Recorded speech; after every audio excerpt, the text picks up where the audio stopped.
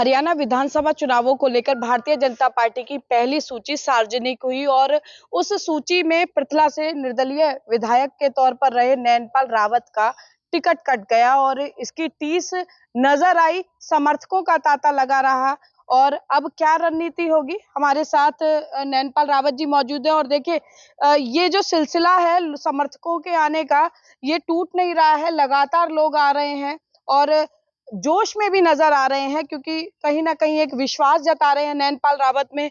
नैनपाल जी, जब ticket declare हुई तो उसके बाद एक आपका पोस्ट भी जो है वायरल हुआ, जिसमें आपने विश्वासघात की बात कही, पीठ में छुरा घोंपने की बात कही, भाजपा को लेकर टीस ये क्या रही सर मन में? देखिए, आज के समय में जितना बड़ा धोखा और विश्वासघात भारतीय जनता पार्टी की तरफ से, क्योंकि 2009 का चुनाव 14 का चुनाव मैंने भाजपा के टिकट पे लड़ा और 2014 में मैं मात्र 1179 वोट से चुनाव लूज कर गया था। ये एक लोकल क्षेत्र है, 104 गांव इसमें आते हैं और भारतीय जनता पार्टी को खड़ा करने का काम मैंने इसमें किया।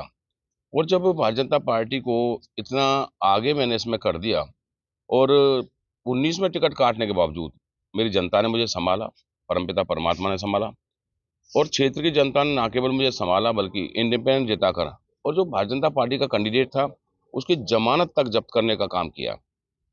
और कल से जब से टिकट जो ये अपनी प्रसारित हुई है उसके बाद से मेरे क्षेत्र के लोगों में भारी रोष है, बहुत ज़्यादा गुस्सा है और कहीं ना कहीं अपने आप को ठगा सा महसूस कर रहा है, क्योंकि 5 साल इंडिपेंडेंट जीतने के बाद मैंने जिस प्रकार से भारतीय जनता पार्टी का साथ दिया, चाहे विधानसभा की बात हो, चाहे लोकसभा चुनावों की बात हो, चाहे राज्यसभा चुनावों की बात हो, अभी रिसेंटली लास्ट में किरण चौधरी जी को भी वहां से राज्यसभा का मेंबर चुनने में हमारा सहयोग मिला और मैं एक सच्चे सिपाही की तरह भारतीय जनता पार्टी के साथ खड़ा रहा। उसके बावजूद दोबारा से इतना बड़ा धोखा देना मेरे लोगों को ना तो ये पच रहा है, ना ही इसको ये जो ना सहन कर सकते। तो कल से ही हजारों की तादाद में लोग आए हैं और शनिवार को 7 तारीख को चनावली के ग्राउंड में एक बैठक कार्यकर्ताओं ने बुलाई है, मैं भी उसमें शामिल होऊंगा। जो डिसीजन मेरे क्षेत्र की जनता लेगी उसको वो मुझे स्वीकार होगा और क्षेत्र की जनता के साथ मिलकर जो वो फैसला लेंगे मैं उसमें काम करूंगा। नैनपाल जी, कोई आश्वासन, ऐसा मजबूत आश्वासन आपको मिला था जिसकी वजह से आप मानकर चल रहे थे कि टिकट आपको मिलेगी?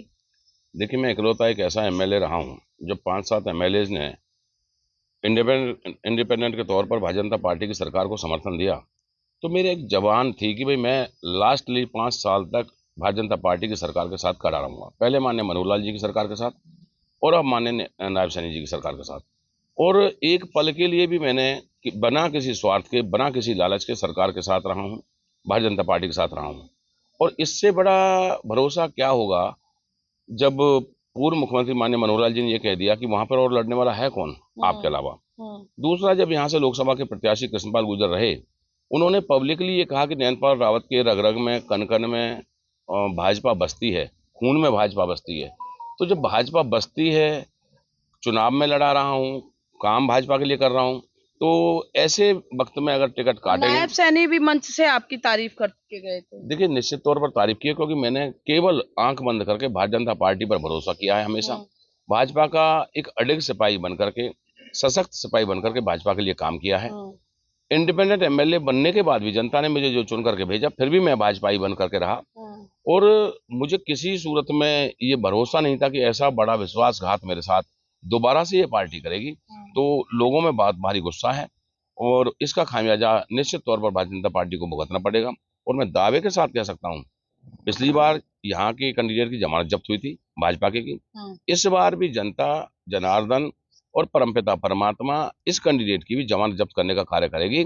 उसका एक बहुत बड़ा कारण यह है कि लोकसभा के चुनाव में 3 दिन पहले जो व्यक्ति भारतीय जनता पार्टी को यहाँ से जो प्रत्याशी रहे, कृष्णपाल गुर्जर को करप्शन पाल का नाम लेते हैं, हर भ्रष्टाचार में उनका नाम बताते हैं और उसके बावजूद ऐसे व्यक्ति को जो समर्पित है, जो जिसका समर्पण है भाजपा के लिए, उसका टिकट काट दें।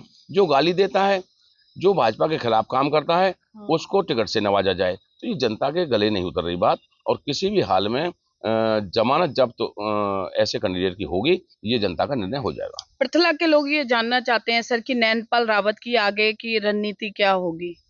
देखिए, कभी भी नैनपाल रावत स्वयं अपनी रणनीति नहीं बनाता, ना ही एक व्यक्ति कुछ कर सकता है। ये एक सामूहिक निर्णय होता है परिवार का। और मैंने पृथला विधानसभा को वोटर के तौर पर जो ना साथ नहीं रखा, मैंने अपने परिवार के तौर पर, अपने भगवान के तौर पर वोटर के साथ रहा हूँ। और मेरा 36 बिरादरी का वोटर ये जानता है कि नैनपाल का रिश्ता दिल का रिश्ता है, राजनीतिक रिश्ता नहीं है।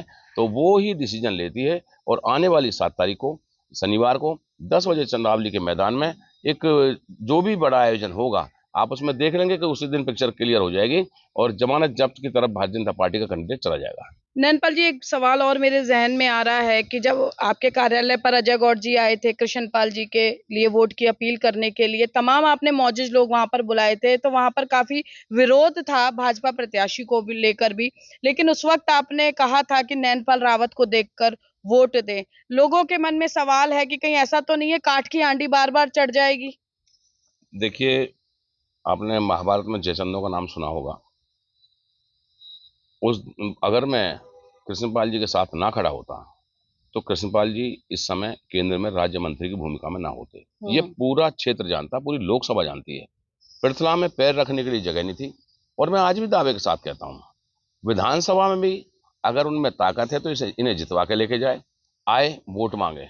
जनता हिसाब मांगने के लिए बैठी है कि ये जो भाई है हमारा नैनपाल रावत, हमारा बेटा है, हमारा सेवक है, इसने इतना बढ़ चढ़ के तेरे लिए काम किया, तुझे जिताने में अहम भूमिका निभाई। आज किस मुंह से तू पृथला क्षेत्र की तरफ आ रहा है? तो आने वाले समय में उनको पता लग जाएगा कि ये क्षेत्र की जनता कितनी होनहार है और कितनी जानकार है। इसका फैसला जनता दे देगी।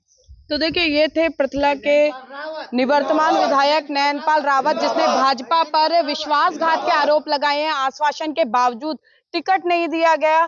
अब देखने वाली बात ये होगी कि नैनपाल रावत किस तैयारी के साथ चुनावी रण में उतरते हैं, क्या सर्वसहमति से निर्णय लेते हैं। लेकिन इसमें सब में इस बातों में बड़ा सवाल ये भी है कि हर विषम परिस्थिति में भाजपा के साथ एकमात्र निर्दलीय विधायक नैनपाल रावत अंत तक खड़े रहे। उसके बाद भाजपा ने उन पर विश्वास नहीं जताया। ऐसे में खुद को ठगा सा महसूस कर रहे हैं और दावा है कि आने वाले विधानसभा चुनावों में जनता इस विश्वासघात का जो सबक है वो भाजपा को जरूर सिखाएगी। कैमरा पर्सन शिवम के साथ फरीदाबाद से पूजा शर्मा, पंजाब केसरी टीवी।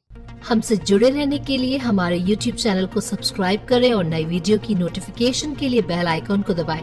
अगर आप ये वीडियो Facebook पर देख रहे हैं तो लाइक जरूर करें और ज्यादा से ज्यादा शेयर करें। धन्यवाद।